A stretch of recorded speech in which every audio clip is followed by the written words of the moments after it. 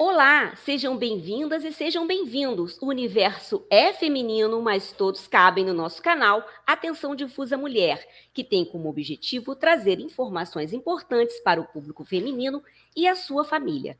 E desde já eu agradeço você que já é o nosso inscrito e peço também para quem ainda não se inscreveu, se inscreva agora, inscreva já. É de graça, mas para a gente faz uma grande diferença. Curta, compartilhe, comente e nos siga no nosso Instagram. Confira aí o endereço na tela e siga a gente lá também. Então, e o tema do nosso vídeo é saúde, porque cuidar da saúde é fundamental para que tenhamos uma vida de qualidade. Por isso, estamos trazendo um assunto que não é nada novo, mas que ainda, infelizmente, segue com muitas dúvidas, que é a pandemia da Covid. É uma realidade que a humanidade vem enfrentando desde 2020. E desde então, sofremos com o isolamento social, com a perda de entes queridos, enfrentamos os impactos emocionais gerados. Mas, apesar disso tudo, somos sobreviventes, porque chegamos até aqui e nós vamos vencer. No entanto, essa vitória depende muito mais das nossas ações, de nos conscientizarmos de que ainda não voltamos à normalidade. E uma arma importante nessa luta é a informação, mas a informação correta, aliada à vacina, com certeza. E para nos esclarecer melhor sobre essa nova onda, nós vamos conversar com Rafael Andrade Castro, médico veterinário, doutor em engenharia biomédica, servidor público como sanitarista na Secretaria Municipal de Saúde do município de Volta Redonda, no Rio de Janeiro, e entre outros títulos. Então, Rafael, seja muito bem-vindo ao nosso canal, muito obrigada por aceitar o nosso convite. Olá a todos, o prazer é todo meu, é sempre uma satisfação poder contribuir com a informação de toda a sociedade e principalmente, claro, num canal como o de vocês, que tem um objetivo muito específico e, obviamente, uma necessidade de ser. Falar sobre a pandemia, ela nunca será cansativa, falar sobre a pandemia não é esgotante, falar sobre a pandemia é necessário e que a gente fale com informações com qualidade. Então, Rafael, nós já estamos em 2022, né? Mas ainda estamos enfrentando essa pandemia com registro de aumento de casos e ocorrência de óbitos. Seria o retorno do cenário de 2021, aquele cenário mais crítico que a gente viveu em 2021, o que esse momento atual difere daquele período crítico? Basicamente, uma resposta acaba respondendo a outra. Não é o mesmo cenário de 2021, é de longe um cenário diferente de 2021. Apesar de estarmos presenciando um crescimento do número de casos, hoje, diferentemente do que vivemos no ano passado, a nossa população tem algum grau de imunidade. Algum grau de imunidade provocado pela infecção natural, para aqueles, obviamente, que passaram pela infecção, sobreviveram, estão dividindo o ambiente conosco hoje, e para aqueles que, de fato, receberam a vacina, com as suas doses parcial ou completa. Obviamente que, com o protocolo vacinal completo, você tem uma qualidade imunológica de proteção muito melhor do que aqueles que ainda não tiveram a vacina ou não tiveram como completar a sua vacinação. Mas isso, por si só, ele é um fator totalmente diferente do que nós tínhamos no ano passado. E é um fator que claramente nós temos observado a redução do número de óbitos e a redução do número de casos.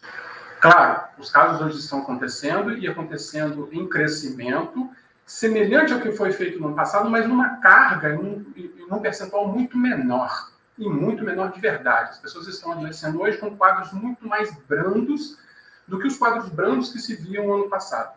Isso exclusivamente por conta da vacina. Não houve um fator tão novo que não tenha sido a vacina durante este período que tenha feito com tamanha eficácia toda mudança neste comportamento. O nosso comportamento humano ele não mudou drasticamente do ano passado para este ano, nem de 2020 para 2021. Foi muito difícil manter o distanciamento social, foi muito difícil fazer as pessoas usarem a máscara e permanecerem com a máscara e usarem de forma correta. Foi muito difícil fazer as pessoas, e até hoje isso ainda é uma dificuldade, manter um grau de higienização, a utilização de álcool gel, a limpeza com água e sabão. Então, não foi isso que mudou. O que mudou durante todo esse período foi, de fato, a vacinação da população. Então, isso, não tenha dúvida, melhorou o status imunológico da população e, claramente, reduziu a propagação da doença neste momento. Então, Rafael, mas as variantes ainda preocupam a gente, né? Então, explique para a gente por que existe tanta variante. Por que umas podem ser mais contagiosas, mais letais, outras letais e contagiosas, né? Então, o que a gente pode fazer para impedir a mutação constante do vírus, que é uma preocupação? Eu vou abordar de forma mais simplista toda essa informação para que a gente possa alcançar um maior número de entendimentos no nosso público. É natural que os vírus eles precisem se adaptar às dificuldades que eles têm de sobreviver. Se essa dificuldade está sendo posta pelas nossas medidas, pela vacinação, o vírus, obviamente, vai desenvolver estratégias para tentar driblar isso tudo. Ocorre que, quanto mais vezes este vírus se multiplica, maior a chance dele sofrer adaptações. Essas adaptações são realizadas de forma muito aleatória. Aquelas que são adaptações feitas que prejudicam esse vírus, obviamente elas não são percebidas, porque acaba eliminando essa cepa viral. Mas o que a gente percebe, obviamente, é aquelas que se mantêm resistentes. É aquelas adaptações que dão ao vírus qualidade de resistência, qualidade de driblar o nosso sistema imunológico, de causar uma infecção maior, um adoecimento maior e, possivelmente, claro, a sua própria letalidade. Então, se nós reduzirmos a oportunidade do vírus se multiplicar, e aí reduzir é fazer o quê? As medidas que são colocadas desde o início da pandemia. O uso correto de máscara, a higiene com álcool gel, com água e sabão, manter um distanciamento social, evitar aglomeração, manter os ambientes bem ventilados. Isso é o básico. Isso, por si só, seria capaz de reduzir toda a proliferação viral e reduzir a oportunidade do vírus fazer a sua adaptação. Então, se a gente não muda o nosso comportamento, a gente permite com que o vírus possa, de fato, fazer o que ele tem especializado em fazer, se adaptar para a sua própria sobrevivência. É isso mesmo. Nessa guerra, que é uma guerra, né, se essas medidas sanitárias não forem aplicadas corretamente, o vírus, ele que tem usado essas estratégias muito eficientes de sobrevivência, ele pode até nos vencer nessa guerra, né, entre vírus e humano, né? Então, Rafael, o que nós humanos precisamos fazer para contrapor esses mecanismos do vírus, né? Então, a gente vê que, como você explica, não é hora de aglomeração, né? Não é hora, porque à medida que a gente vai promovendo essa aglomeração, oferece essas oportunidades para o vírus ir circulando e, como você mesmo diz, ele vai se especializando, né, nesse quesito de sobrevivência, né? Explica um pouco melhor, à medida que essas variantes, são essas especializações de sobrevivência mesmo do vírus, né, Rafael? O que ocorre é que acontecem mutações nos vírus, e essas mutações são adaptações que ele sofre, adaptações genéticas. E aí as linhagens vão sendo originadas com qualidades distintas. Qualidades de causar maior infecção, maior adoecimento, maior multiplicação, que são qualidades que o vírus precisa para se manter vivo. Só que isso só acontece se esse vírus se multiplicar. Para o vírus se multiplicar, ele precisa de um local para habitar e de um local para multiplicar. E esse local é um ambiente celular. E o ambiente celular, neste momento, nosso. Então, enquanto nós continuarmos permitindo que ele chegue às nossas células, infecte as nossas células, se multiplique em nossas células, ele vai ter a oportunidade de fazer as adaptações necessárias. E, claro, é possível sim, essa hipótese não é descartada e não é para que a gente fique alarmado com isso, porque as coisas acontecem de forma aleatória, o nosso sistema imunológico e a ciência está aí para contrapor, mas é possível sim que ocorra subitamente uma cepa, né, uma adaptação dessa, que seja um vírus ou que gere um vírus com uma qualidade muito mais severa do que a gente tem visto hoje. Isso é possível um desafio maior para a nossa existência por conta disso. Então a gente não tem que brincar com a natureza e, obviamente, achar que nós não somos responsáveis pela manutenção desse vírus no nosso meio. Muito pelo contrário. Se cabe a nós o distanciamento social, se cabe a nós o uso de máscara, se cabe a nós, né, não aglomerar, manter um hábito de higiene, desinfetar os ambientes, se a gente não executar isso, a responsabilidade também é nossa, porque do outro lado é um outro ser, né? Do outro lado nós temos um vírus ali querendo prevalecer em relação à nossa existência. Então, quem está sob risco somos nós, no mesmo passo somos nós quem temos as ferramentas hoje na mão para fazer essa contenção. Enquanto a gente utilizar essas ferramentas de forma correta, nós damos tempo para que a ciência possa, como tem feito, claramente, descobrir as melhorias que a gente precisa, seja ela do ponto de vista vacinal, né, para criar imunidade, ou seja do ponto de vista farmacológico, medicamentoso, né, para um tratamento mais específico. A gente ainda não tem isso tudo com tamanha qualidade, mas também qual o prazo que nós tivemos? A ciência teve que correr muito, né? Mas a gente tem um dado, uma situação que parece preocupante, que é a volta às aulas de modo presencial, 100% presencial, né? Então, de que maneira essa volta às aulas pode agravar a disseminação do vírus e suas variantes e cepas, visto que, apesar da divulgação na mídia, de que estão sendo seguidos protocolos, não é bem isso que a gente tem constatado, não. Existem turmas sem o devido distanciamento, com um número de alunos dentro de sala de aula, que são números preocupantes, e a gente tem um dado ainda mais sério, que é o transporte coletivo muito ineficiente, que é um problema que a gente vem trazendo desde o início da pandemia. Então, com a volta às aulas no modo presencial e 100%, mais ônibus lotados e mais risco. Como que você avalia essa questão, Rafael? Essa questão até de não mudarmos esse cenário, até do transporte coletivo, né? Que as pessoas são obrigadas a ter que enfrentar, né? Tudo é uma adaptação. A gente teve que se adaptar a não estar de forma presencial e dar aulas remotas, a ensinar e aprender de forma remota. E hoje nós estamos vivenciando um processo contrário, de retomada das aulas presenciais, de uma reeducação e recultura para este ambiente, ainda em situação de pandemia. Eu dou aula numa instituição de ensino superior, e o que a gente tem de mecanismo de informação, de disponibilidade de álcool, de disponibilidade de mecanismo de higiene, eu nunca tinha visto em outro local.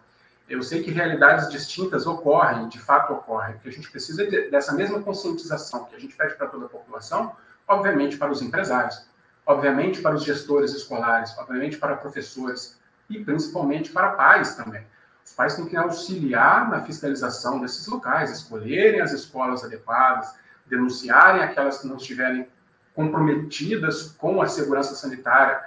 Isso é necessário, orientar adequadamente seus filhos. E cabe aos órgãos de fiscalização, seja vigilância sanitária, seja postura, seja aquele que no município, no estado, enfim, no local for competente para atuar, cabe a eles manterem uma fiscalização de qualidade. Mas eu percebo que nós não podemos, por outro lado, ter esse lapso temporal na formação. Porque nós vamos ter uma sociedade deficiente daqui a um tempo por uma questão formativa. Então, infelizmente, é necessário o retorno, mas que esse retorno esteja sendo feito de forma extremamente consciente, extremamente fiscalizada e fiscalizada por todos, inclusive. Mas esse retorno ele é necessário exatamente para que a gente não tenha um lapso formativo para a sociedade e que esse seria um impacto muito danoso ali na frente. Agora, é importante ter seriedade e atenção com isso. Então, Rafael, seria importante que os pais, os próprios alunos, estivessem atentos a essas realidades que a gente, às vezes, tem constatado, não só em escolas do setor público, mas principalmente das escolas do setor privado e público, principalmente o público, que são gestores, mas não é um diretor, né, é uma secretaria. Então, acho que a gente teria que, de repente, ter mecanismo, caminhos, para a gente até fazer essas denúncias, né, porque aluno filma a sala de aula, então a gente vê como estão as condições de alunos sem máscara dentro de sala de aula, sem manter o distanciamento. Então, eu acho que a gente deveria ter uma orientação e um caminho a seguir para a gente fiscalizar isso também como pais, né, responsáveis, né? Eu acredito, só uma observação, eu acredito que, como a gente está falando sobre educação, e você tem uma Secretaria Municipal de Educação, ou estadual, ou o Ministério da Educação, e a gente está falando de saúde, então a gente também tem uma Secretaria Municipal, Estadual e o Ministério da Saúde, que esses são canais naturalmente existentes para a denúncia. Vigilância sanitária é competente para observar os ambientes, inclusive de escola, se for o caso, cujo qual oferece risco sanitário àquela população, seja os escolares, seja os professores, seja a equipe colaboradora. Então, ali você tem um canal.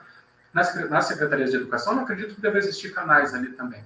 Então, esses canais, obviamente, são utilizados para isso. E hoje as redes sociais denunciam tudo, independente dele ser um canal oficial ou não. Há unidades de fiscalização que utilizam exatamente esses canais de redes sociais como percepção de rumores. Então, a partir dali, eles observam o que determinada população chama atenção para determinado assunto e começa a canalizar a atenção para aquele processo de investigação. Mas é óbvio que isso seria o extremo do descuido sanitário por parte aí das escolas, enfim, de toda a equipe, o que eu não vejo como sendo possível. Eu até acredito que, como tudo é um processo de educação e cultura, obviamente as famílias devem orientar, os professores devem fazer a mesma orientação, e eu acredito que as escolas, sua gestão, seja ela pública ou privada, vai proporcionar um ambiente seguro. Rafael, vamos falar então de um item muito importante nessa questão de segurança sanitária, que é o uso de máscara, né? Então, a gente poderia falar um pouco como é o uso correto das máscaras, que tipo de máscara é mais eficiente, até porque é também uma polêmica desde o início da pandemia essa questão do uso de máscara, principalmente para quem trabalha, quem pega ônibus, quem está atendendo o comércio, né, as pessoas que estão ali no ambiente de trabalho.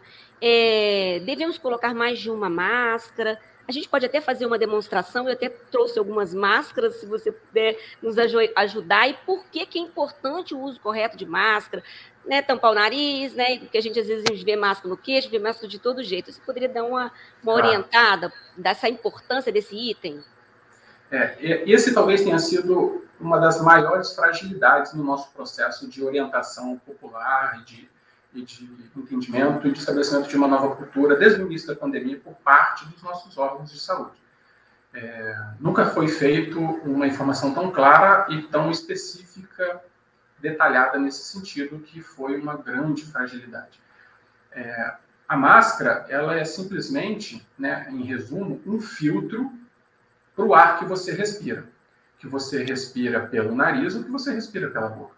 Nós estamos falando de um vírus, nós não estamos falando de um mosquito que você vê a olho nu, ele passando na sua frente, que você pode capturá-lo. Este vírus você não enxerga. O tamanho dele é microscópio. É no tamanho nanômetro, é 1 milhão de vezes menor do que o metro. Então você não é capaz de observar, em hipótese alguma. O filtro, para que segure, como um filtro de água, como um filtro outro qualquer, ele tem que ter uma porosidade, não necessariamente uma porosidade, mas uma capacidade de retenção para esse tipo de partícula. Não é qualquer tecido e qualquer estrutura que faça uma boa retenção para partículas tão pequenas como o tamanho de um vírus. Por isso que as máscaras mais seguras são aquelas, obviamente, onde a ciência conseguiu comprovar por diversos ensaios e testes em ambientes controlados a capacidade filtrante. E aí a gente tem a máscara cirúrgica convencional e a gente tem as máscaras mais especializadas, né? PFF2 e as outras que a gente tem por aí. Essas máscaras, sim, têm uma capacidade de retenção acima de 95%, 98%. Todas as outras máscaras, ela tem uma capacidade de retenção muito menor. As máscaras de tecido de algodão, elas, por sua vez, causam uma filtragem? Claro, mas é uma filtragem tão pura, né, tão refinada quanto essas? Não, não é. Ela serviu, neste momento todo, para fazer uma filtragem, uma proteção? Claro, serviu, a gente provou isso na prática. A gente usou muito tempo a máscara de pano. Justamente, e ela serviu sim. Agora, ela precisa ser, inclusive, bem utilizada e bem manipulada. Veja comigo, a gente tem 2 orifícios na face, né? O nariz aqui com suas 2 entradas de ar e a boca. E a gente coloca a máscara de proteção exatamente nesta região. Porque é a região por onde a gente respira, por onde a gente faz o ar exterior entrar para os nossos pulmões, seja pela via nasal ou pela via oral. Então a máscara precisa reter esses 2, estar na frente desses 2 orifícios para que o ar passe por ela para que entre no nosso interior. Se a máscara estiver mal ajustada e o ar entrar por entre a narina, pela lateral da face ou por baixo, não está filtrando. Então, Rafael, olha só, eu ponho assim, tá? Eu não vou colocar porque até na orelha, porque senão eu vou ter que tirar meu fone. Mas assim, eu tampo aqui, né? E tampo aqui, e a minha, como o meu rosto é pequeno, eu dou uma amarradinha. Aí eu pego e faço assim, né? Dou uma amarradinha e cubro aqui, tá? Eu já usei muito tempo a de pano, tá? Usei muito tempo a de pano. Mas, assim, a gente estava num processo de isolamento. Qual é o ideal? Quando a gente usa 2 máscaras, a gente coloca a de pano por cima da cirúrgica ou o contrário? O que a gente tem que saber é o seguinte. Tecnicamente, esta máscara, que é essa semelhante que você tem, que é uma máscara cirúrgica, Sim. Ela tem uma capacidade comprovadamente de filtragem de 98% para mais. Aí tem algumas variações conforme a empresa, obviamente, com a tecnologia utilizada. Então, ela é a segura. E é ela que não mantém os orifícios adequadamente vedados. Então, eu faço aqui um ajuste nasal, porque ela tem um metal que me permite, mas aqui ao lado, eu não tenho uma boa vedação. E aí eu utilizo o artefato, obviamente, da máscara de pano. A máscara de algodão, simples como todas as outras. Isso. E eu vou utilizar ela por cima. Para fazer esse ajuste. Para que com o ajuste dela, entendi, ela possa contribuir com a vedação lateral e com a vedação inferior. Porque aqui em cima, de certa forma, o metal que vem na máscara cirúrgica, ela já ajuda muito nessa contenção. Então, este procedimento é um procedimento seguro e necessário para aqueles ambientes onde você, de certa forma, vai se manter aglomerado. Seja durante um transporte coletivo, seja no ambiente de trabalho onde, inevitavelmente, a gente não consegue reduzir o contingenciamento, ou você não consegue manter uma circulação de ar de forma natural ou artificial, para que o ar não fique parado ali durante muito tempo. Para aquelas pessoas que trabalham no comércio, na recepção, no caixa, no atendimento direto ali a muitos públicos, isso seria muito interessante. O indivíduo pode, inclusive, usar os face shields, né, que são aquelas é mais seguro até, capacetes, né? Para aquelas partículas mais pesadas, ter ali naquela região, o uso de óculos, de proteção, isso sim. Mas é claro que as melhores máscaras são as máscaras que é onde a gente tem a comprovação. Seja ela a máscara cirúrgica desta, ou as máscaras que nós temos aí, que são as máscaras mais profissionais, para aquelas utilizadas mesmo em ambiente de alto risco. Então, Rafael, acho que as dicas foram boas. Eu achei bem interessante, porque as pessoas, elas ainda continuam usando a máscara de forma incorreta, né? Mas agora vamos falar de outra coisa mais importante, que é importante também, mas que pode ser decisiva. Porque outro dia eu ouvi uma pessoa dizer assim, que bom que estamos voltando ao normal. Será que estamos voltando ao normal? Eu não acredito muito nisso, né? Então, Rafael, quando nós vamos caminhar para o fim da pandemia? Até quando serão necessárias as aplicações das doses de reforço, da vacina, a periodicidade da vacina, e como que a vacina pode ser decisiva para vencermos essa guerra? Essa é aquela resposta que a gente... A pergunta que a gente tenta responder desde o início da pandemia. Né? É a pergunta que vale 1 milhão. Aquela que muitos tentaram no início, e essa pandemia já era para ter acabado em dezembro do ano passado, em dezembro de 2020, ou em meados de 2021, e infelizmente a gente tem visto que esse tipo de previsão ele não é eficiente, que a gente não pode brincar, obviamente, com a natureza, com a biologia, com a vida como ela é. Se a gente continuar mantendo a capacidade do vírus se multiplicar, se adaptar e, obviamente, se especializar pelo nosso próprio comportamento, a gente vai estar empurrando essa pandemia por um tempo muito maior do que a gente tem vivido. E aí o desafio que a gente vai aumentar é o desafio da ciência, de cada vez ter que lapidar melhor a vacina, as técnicas, melhorar os imunológicos, e a gente cada vez recebendo uma atualização vacinal por conta disso. Porque não se sabe ao certo por qual motivo a gente não desenvolve uma qualidade imunológica mais definitiva, mais longa, mais duradoura. Também é outro grande desafio. Então, nós não estamos tão perto assim do fim, apesar de já termos visto que, diferente de 2020, 2021, 2022, apesar do crescimento de casos, a nossa imunidade tem melhorado significativamente. Há estudos que dizem que mais 1 ou 2 doses, ou seja, inteirando 4 ou 5 doses de reforço, serão suficientes para fazer um bloqueio do vírus.